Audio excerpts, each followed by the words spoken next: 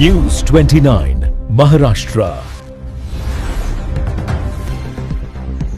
News 29 Maharashtra, तुमच्या आवाजाची, तुमच्या हक्काची बातमी। नवोदय विद्यालय बेलोराचा धमाका। 10वी सीबीएसई परीक्षेत 100% निकाल, 76 पैकी 75 विद्यार्थी प्रथम। केंद्रीय माध्यमिक शिक्षण मंडळ सीबीएसई अंतर्गत घेण्यात आलेल्या इयत्ता 10वीच्या परीक्षेत अटंजी तालुक्यातील जवाहर नवोदय विद्यालय बेलोरा या शाळेने आपले वर्चस्व पुन्हा एकदा सिद्ध केले आहे।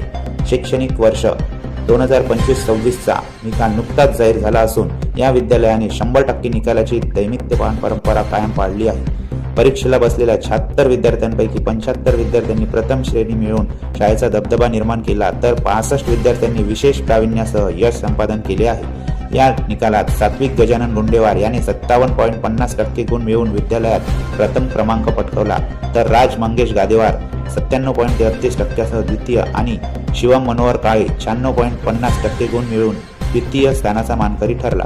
विशेष कौतुकास्पद बाब म्हणजे 54 विद्यार्थ्यांनी मराठी विषयात, तर 37 विद्यार्थ्यांनी फिजिकल ऍक्टिव्हिटी ट्रेनर या विषयात 100 पैकी 100 गुण मिळवून एक नवा विक्रम प्रस्थापित केला आहे।